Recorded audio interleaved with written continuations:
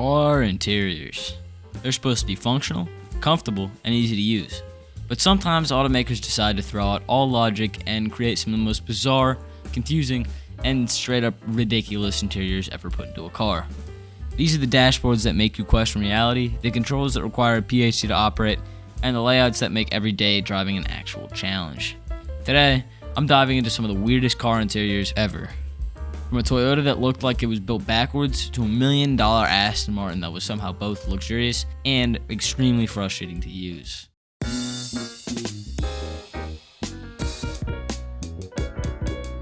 Most people want their dashboard to look, well, normal. But Toyota wasn't interested in normal when they built the Will VI, a Japan-exclusive compact car that looked like a cross between an old-school carriage and a cartoon drawing of a car. The exterior alone was weird enough, with its sloping rear end that made it look like it was driving in reverse. But step inside, and things only got worse. Instead of a standard gauge cluster behind the steering wheel, Toyota shoved the gauge cluster under a hood off to the side. So if you wanted to check how fast you were going, you had to take your eyes off the road and read said gauge cluster. The column shifter also looked like it was stolen from a bus in the 1960s. Not to mention the steering wheel that looked like something out of a shitty version of Pimp My Ride. And then there were the seats. Toyota decided to use 2 rows of semi-padded bench seating, enhancing the bus feel that the column shifter already gave the car. In the end, the Will VI was a total failure, and Toyota discontinued its partnership with the Will sub-brand shortly after. And honestly, I'm glad the Will VI never made it to the States.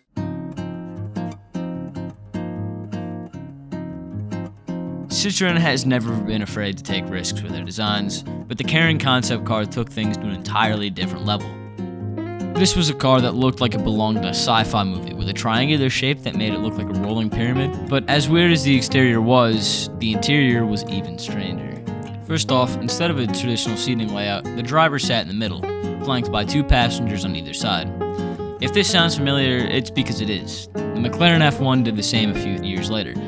Except McLaren made it work, and the Karin just made it feel awkward, especially since the dashboard was an absolute mess of buttons, screens, and random controls. The steering wheel was the real disaster here. Rather than keeping things simple, Citroen decided to load it with over 20 buttons, scattered all over the place with no apparent logic. Want to turn on the headlights? Good luck finding the right switch. Need to change the radio? Hope you brought a manual. The whole thing looked like it was designed by somebody who had only ever seen cars in comic books. And because Citroen was feeling extra experimental, they decided that the side mirrors were overrated, so they replaced them with tiny screens that barely worked. You know, back when screens were low resolution and barely visible in sunlight. The Karin was never meant for production, hopefully, but the fact that Citroen seriously thought this was the future of driving is both fascinating and kinda terrifying. It also seems that even before the Karin, Citroen insisted on making silly and terrible interiors. This is the second Citroen on this list, and boy, it absolutely earns its spot. A Citroen CX was meant to be a high-end, futuristic luxury sedan, but instead of designing an elegant, intuitive interior, they decided to make it feel like you were piloting an alien spaceship. First, the steering wheel. Instead of a traditional 2 or 3-spoke steering wheel, Citroen seemed to be obsessed with the idea that the common person only needed 1 spoke. And sure, it looked cool, but it was also incredibly flimsy in your hands, like it might snap in half at any moment. And then there were the turn signals, which weren't on a normal stalk behind the wheel. Instead, Citroen mounted them on giant plastic pods next to the wheel. So if you wanted to use your blinkers, you had to awkwardly stretch your fingers and hope you pressed the right switch.